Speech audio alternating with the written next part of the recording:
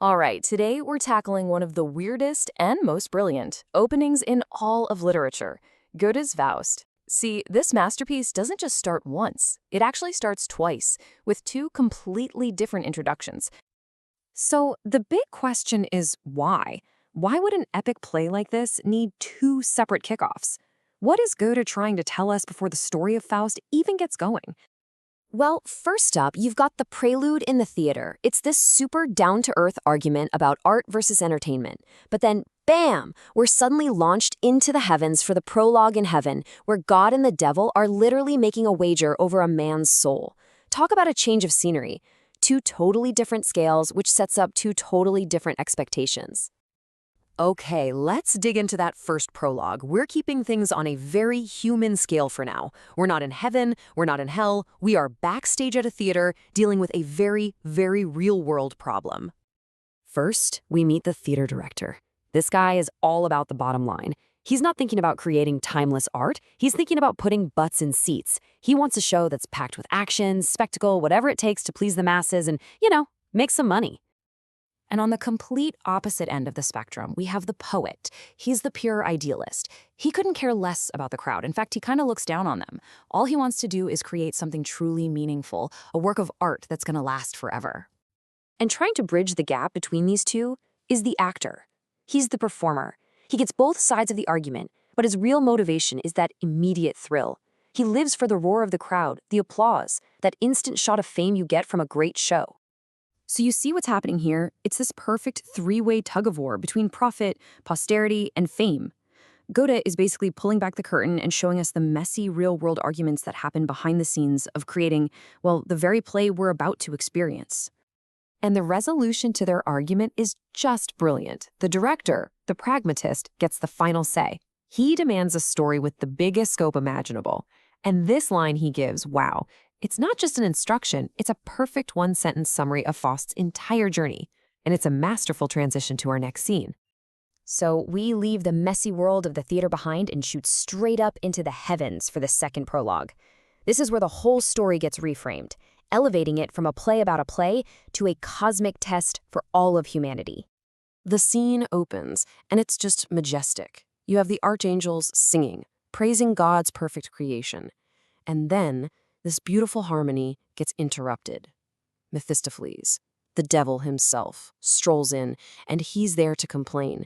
He thinks humanity is pathetic, that we only use our reason to be worse than animals. Now, the Lord's response is really interesting. He doesn't get into some big debate. He just points out one specific guy, his servant, Faust. He admits Faust is, well, a bit of a mess, all confused, but he says Faust is a good man because he never stops striving for something more. Mephistopheles hears this and sees his chance. It leads to this famous wager. He bets the Lord that he can tempt Faust, give him everything he wants on earth, and drag his soul straight down to damnation. And the Lord accepts the bet, just like that. And his reason why is the key to everything. He says that as long as a person is striving, they're gonna make mistakes. It's part of the deal. In fact, he pretty much tells Mephistopheles that humanity needs a devil to poke and prod them, just to keep them from getting lazy and complacent. So now we've got our two frames. One's about the struggle to create art, the other's about the struggle for a man's soul.